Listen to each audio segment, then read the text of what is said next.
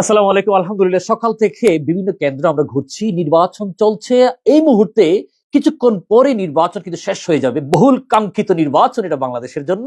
So নির্বাচন উত্তর এই জাতির জন্য করণীয় কি হতে পারে, আমি এই মুহূর্তে অবস্থান করছি লালখান বাজার। আমি শ্রদ্ধেয় মুফতি শেখ হারুন এজাহার হাফিজুল্লাহ ওনার কাছে একটু জানতে চাইবো, নির্বাচন উত্তর জাতির জন্য আপনার দৃষ্টিতে করণীয় কি। আমার মনে হচ্ছে বেশ কিছু গুরুত্বপূর্ণ মেসেজ এখানে থাকবে, যেগুলো আপনারা সবাই ভিডিওটা কাইন্ডলি শেয়ার করে দেবেন এবং এই কর্মসূচিগুলো সম্পর্কে আপনার মূল্যবান মতামতগুলো কাইন্ডলি জানাবেন, বিনীত অনুরোধ করছি।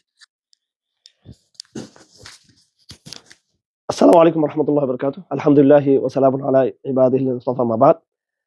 প্রিয় দেশবাসী, আমি প্রথমে ধন্যবাদ জানাচ্ছি শামসুল ফাউন্ডেশনের সমাজের চেয়ারম্যান জনাব নাসিরউদ্দিন ভাইকে।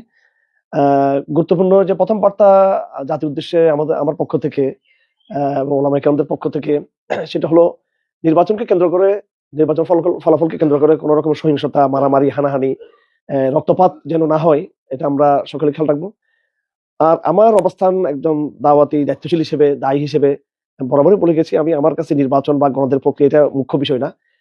আমরা আসলে একটা দাওয়াতি অবস্থান থেকে আমরা সংস্কার চাই, আমরা ভালো কিছু চাই এবং ইসলামের স্পেস আমরা চাই।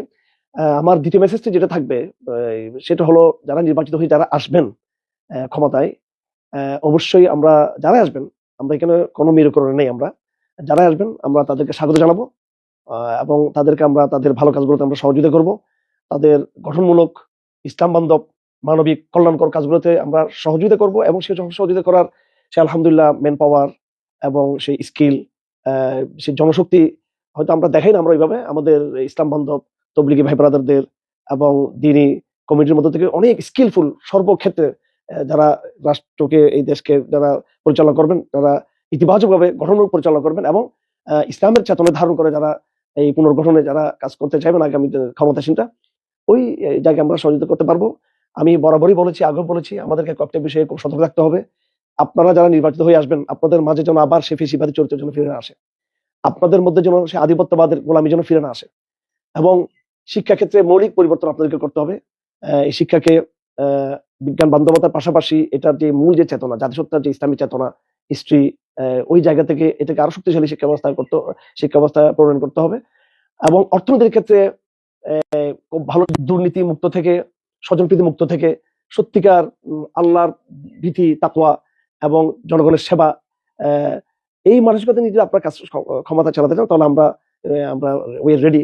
আমরা প্রস্তুত আছি আপনাদেরকে ইনশাআল্লাহ সহযোগিতা করার জন্য। ভালো কিছু হোক। আমরা প্রস্তাবনাগুলো আগে পেশ করেছি। আমরা সর্বাবস্থায় আমরা কল্যাণের প্রত্যাশী, আমরা ভালো কিছু, আমরা আশাবাদী, আমরা আশাবাদী। অর্থাৎ আপনি বলতে চাচ্ছেন, যেই সরকার ক্ষমতায় আসুক, পুরো বাংলাদেশের ইসলাম প্রিয় জনগণ ওই সরকারকে সাপোর্ট করবে। যে সাপোর্ট করবে, তাদের ভালো কাজগুলো সাপোর্ট করবে এবং সহযোগিতা করবে এবং আমাদের বিভিন্ন লাইনে স্কিল আছে, আমি এটা বলছি। সেই সরকার যদি আগের সরকারের মতো ইসলাম বিরোধী যদি কোনো পদক্ষেপ ওনারা হাতে নেন, সেক্ষেত্রে আপনাদের ভূমিকাটা কি হবে? আমরা অবশ্যই, আমি আগে মেসেজ ক্লিয়ার করেছি, আমরা ভালো কাজগুলোকে সহযোগিতা করব আর অন্যায়ের প্রতিবাদ আমরা অব্যাহত রাখবো এবং ওনাদের সতর্ক থাকতে হবে। বিগত ফেসিস্ট জালেমদের যে পরিণতি, এই বিষয়ে ওনারা অবশ্যই সতর্ক থাকবেন এবং আবার বলছি, ওনারা আল্লাহকে সন্তুষ্ট করার জন্য কাজ করবেন, নিজস্ব স্বকীয়তা নিয়ে, নিজস্ব ইমানি বল নিয়ে, নিজস্ব প্ল্যানিং নিয়ে কাজ করবেন। বিদেশি ভয়, বিদেশি আধিপত্য শক্তির সাথে আপোষ করে চলাটাকে প্রায়োরিটি দিয়ে যেন ওনারা ভুল কোনো সিদ্ধান্ত না নেন। অবশ্যই আমি বলতে চাই যে আমাদের পররাষ্ট্রনীতির ক্ষেত্রে সম্মানজনক, ভারসাম্যপূর্ণ জায়গা থেকে খুব প্রজ্ঞার সাথে ফাংশন হওয়া দরকার। ইউরোপের সাথে, আমেরিকার সাথে, পার্শ্ববর্তী রাষ্ট্র ভারতের সাথে, চায়নার সাথে, মুসলিম বিশ্বকে আমি আগে বলেছি, এসব একটা শক্তিশালী একটা কূটনৈতিক সিদ্ধান্ত হবে, যেটা খুবই ভারসাম্যপূর্ণ হবে এবং যেখানে কোন রকমের গোলামি থাকবে না। জি, অনেক ধন্যবাদ শাইখ মুফতি হারুন এজাহার হাফিজাহুল্লাহ। আমরা শুনছিলাম খুব গুরুত্বপূর্ণ আলোচনা এবং একটা কথা, মেসেজ পরিষ্কার, যারা ইসলামের পক্ষে থাকবেন, বর্তমানে 92% যে মুসলিম, বাংলাদেশে 90 বা 92% মুসলিম, পুরো মুসলিম জনতা ওদের সাথে থাকবে। কেউ যদি আগের মতন সেই বইয়ের মধ্যে যদি আপনি হারমোনিয়াম, নাচ, গান, মাদ্রাসা শিক্ষা বোর্ডের বইয়ের মধ্যে আবার ঢুকিয়ে দেন, আমাদের প্রতিবাদ কিন্তু অব্যাহত থাকবে, সরকার যেই আসুন না কেন।